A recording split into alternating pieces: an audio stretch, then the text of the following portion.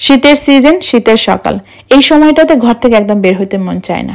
আবার বের হইলে তখন আবার ঘরে ফিরতে মন চায় না। বিশেষ করে শপিং মলে আসলে ঘুরে ঘুরে দেখতে বেশ ভালোই লাগে। আমি আজকে আসছি B&M এ। এখানে দেখলাম ক্রিসমাস উপলক্ষে খুব সুন্দর সুন্দর নতুন জিনিস আসছে, আর মোস্টলি প্রত্যেকটা জিনিসে অফারও আছে। অনেক কম দামে মনে হয় এখন কিনা যায়। ডিসেম্বর মাসে আমার মনে হয় আরো বেশি অফার থাকবে, থাকলে তো আরো ভালো।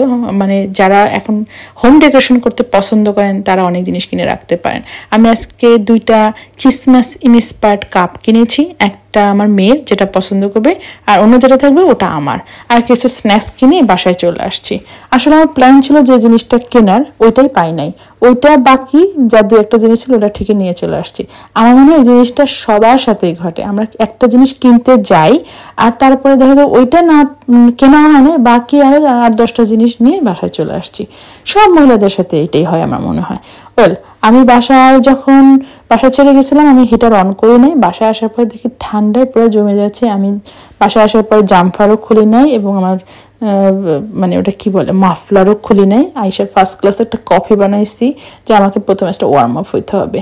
ওয়েল, এই চকলেটটা কেউ একজন আমাদেরকে অনেক আগে দিয়েছিল, এখনো খোলা হয় নাই, টেস্ট করা হয়নি। ভাবলাম এটা খুলে দেখি। যারা চকলেট খেতে ভালোবাসেন আমার মনে হয় তারা এই চকলেটটা ভীষণ ভালোবাসেন, কিন্তু আমি চকলেট লাভার নই, তো নো কমেন্টস।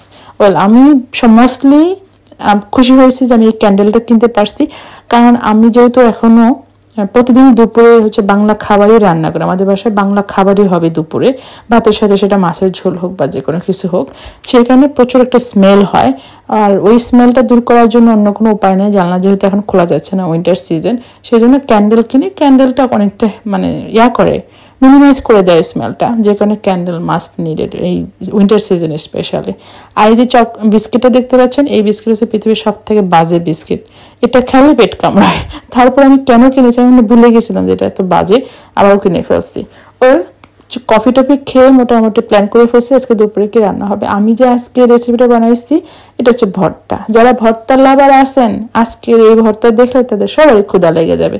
তবে রেসিপিটা আমি এখানে ডিটেলস করে এখানে দিই নাই, কারণ এখন আমরা সবাই ছোটোখাটো ব্লগ দেখতে পছন্দ করি। বড় ব্লগ হলে খুবই বিরক্ত লাগে, যে কারণে আমি পুরো জিনিসটা এখানে শেয়ার করি। আমি ছোট করে আলাদা করে 1-1.5 মিনিটের মধ্যে একটা রেসিপি করে আমি আপনাদের সাথে অবশ্যই করে শেয়ার করবো, কারণ এটা আমি কালো জিরা ভর্তা করছিলাম।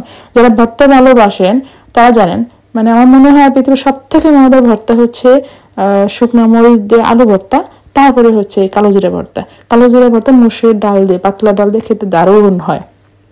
ওয়েল, এই ভর্তাটার রেসিপি আমি শীঘ্রই আপনাদের সাথে শেয়ার করে ফেলবো। আর ভর্তা বানিয়ে আমি ওয়েট করি নাই, একসাথে হয়তো খাইতে বসে গেছি। মাশাআল্লাহ ও অনেক ভালো হয়েছিল, খাইতে ফাটাফাটি।